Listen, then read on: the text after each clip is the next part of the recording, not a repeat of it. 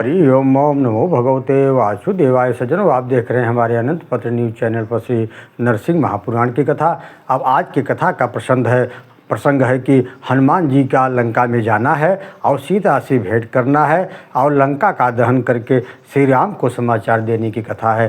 सीधा कथा की तरफ चलते हैं। मार्कंडेय जी बोले, हनुमान जी ने रावण द्वारा हरी गई सीता जी खोज करने के लिए, पता लगाने के लिए इच्छा की। हाथ जोड़कर उन्होंने देव गणों सहित ब्रह्मा जी को मन ही मन प्रणाम किया तथा श्री राम महारथी लक्ष्मण जी को भी मन से प्रणाम करके सागर और सरिताओं को मस्तक नवाया। फिर अपने वानर बंधुओं को गले लगाकर सबकी प्रदक्षिणा की।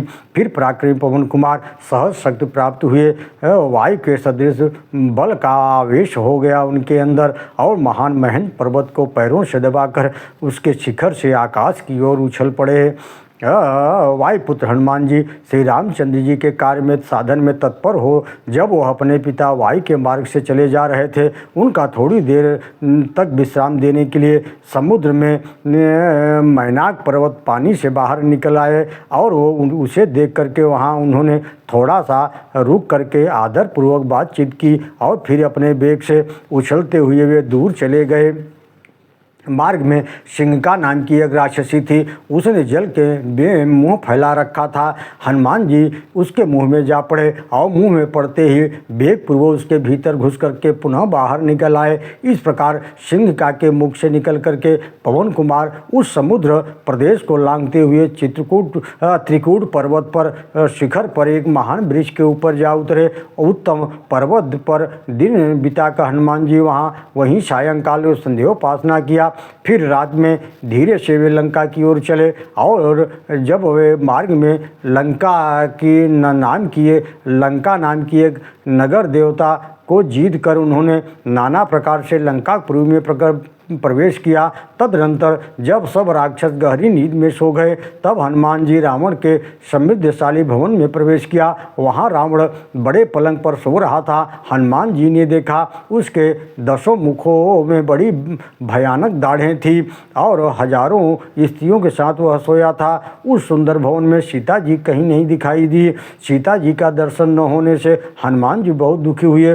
फिर संपाति के कथनानुसार वे अशोक वाटिका में आए और विविध प्रकार के पुष्पों से सुशोभित अत्यंत मलयज चंदन से वह अशोक वाटिका व्याप्त थी। वाटिका में प्रवेश करके हनुमान जी अशोक वृक्ष के नीचे बैठी हुई जनक नंदिनी श्री सीता जी को देखा जो राक्षसियों से सुरक्षित थी। हनुमान जी उस वृक्ष पर चढ़ गए और यही सीता है यह सोचते हुए वहीं बैठ गए।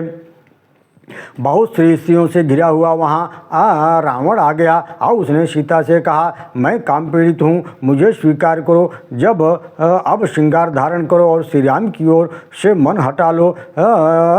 इस प्रकार कहते हुए रावण ने भयवश कांपती हुई सीता जी में तिनके की ओर रख करके धीरे से बोली, पर स्त्री सेवी दुष्ट रावण, तू चला जा। मैं साफ देती हूँ कि भगवान श्री राम के बाण से शीघ्र ही तुम भूमि में तुम्हारा रक्त वह बाण पिएगा। गच्छ रावण दुष्टत्वम परदार परायणा अचिराद्राम बाणस्ते विपंतु रुद्रम रणये। सीता जी का उत्तर और फटकार पाकर राक्षस रावण राक्षसियों से कहा, तुम लोग इस मानव कन्या को 2 महीने के भीतर मेरे वशीभूत कर दो। यदि इतने दिनों तक इसका मन मेरी ओर न झुका तो इस मानुषी को तुम खाद डालना। यूँ कहकर दुष्ट रावण अपने महलों में चला गया। रावण के डरे हुई राक्षसियों ने सीता से कहा, रावण बहुत धनी है, इसे स्वीकार कर लो। सीता ने उससे कहा, श्री राम युद्ध में रावण को मारकर मुझे ले जाएंगे। मैं रघुकुल श्रेष्ठ श्री रामचंद्र की सिवा दूसरों की भार्या नहीं बन सकती। वे ही आकर रावण को मारकर मेरी रक्षा करेंगे। सीता की बात सुनकर राक्षसियों ने उन्हें भय दिखाते हुए, इसे मार डालो, इसे खा जाओ। उन राक्षसियों ने एक का नाम त्रिजटा था। वह उत्तम विचार रखने वाली साध्वी स्त्री थी। उसने राक्षसियों को स्वप्न में देखी हुई बात बताई और वो बोली, अरे दुष्टा राक्षसियों, सुनो, मैंने एक शुभ स्वप्न देखा है जो रावण के लिए विनाशकारी है।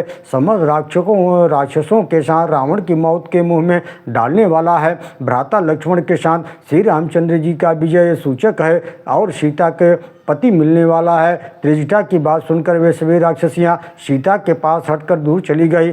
तब अंजनी नंदन हनुमान जी ने अपने सीता के सामने प्रकट किया और श्री राम नाम का कीर्तन करते हुए श्री रामचंद्र जी के संपूर्ण वृत्तांत का वर्णन किया। इस प्रकार सीता के मन में विश्वास उत्पन्न करके श्री रामचंद्र जी की अंगूठी दी और फिर उसने उनसे श्री राम और लक्ष्मण के शरीर के लक्षण बताए और कहा, हे माते, बानरों के राजा सुग्रीव बहुत बड़ी सेना के स्वामी हैं। उन्हीं के साथ आपके पति देव भगवान श्री रामचंद्र जी, आपके देवर लक्ष्मण जी यहाँ पधारेंगे और रावण को सेना सहित मारकर आपको यहाँ से ले जाएंगे। हनुमान की बात कहने पर सीता जी उन पर विश्वास हो गया। वे बोले, वीर, तुम किस तरह महासागर को पार करके यहाँ चले आए? उनका यह वचन सुनकर हनुमान जी ने पुनः उनसे कहा, मैं इस समुद्र को उसी प्रकार लांघ गया जैसे गौ के खुर से बने हुए गड्ढे को लांघा जाता है। राम राम का जप करता हूँ, इसलिए समुद्र गौ के खुर के चिन्ह के समान हो जाता है।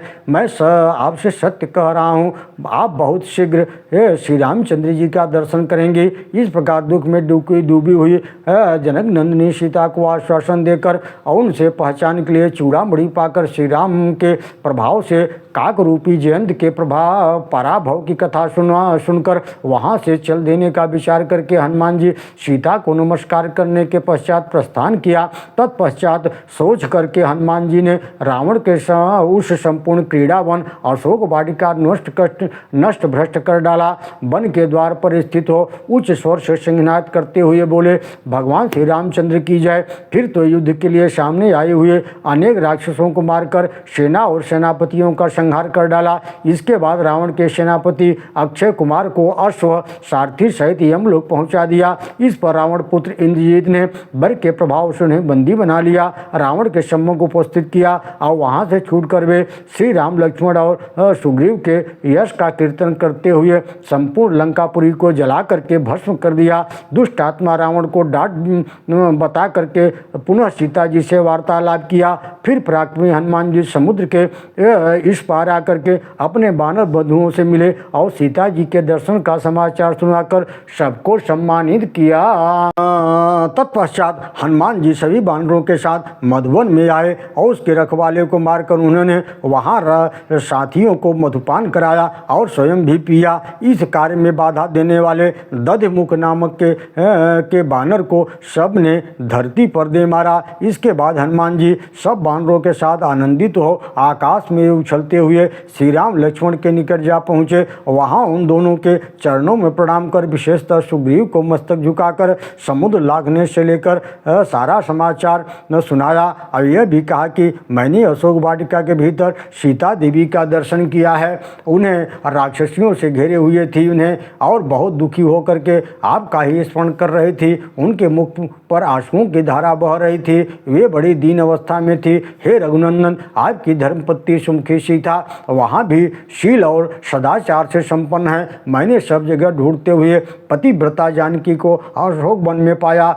उनसे वार्तालाप किया और उन्होंने भी मेरा विश्वास किया। हे प्रभु, उन्होंने आपके देने के लिए अपना श्रेष्ठ मणिमय अलंकार भेजा है।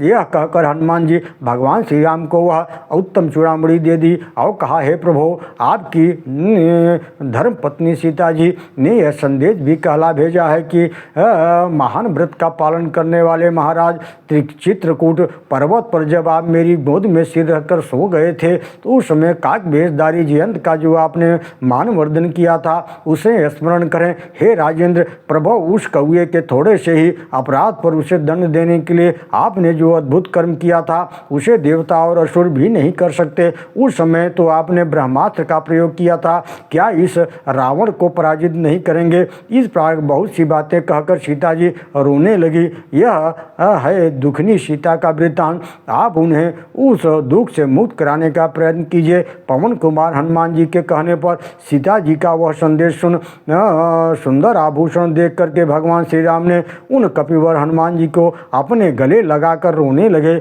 और धीरे धीरे वहाँ से प्रस्थित हो गए। ओम नमो भगवते वासुदेवाय।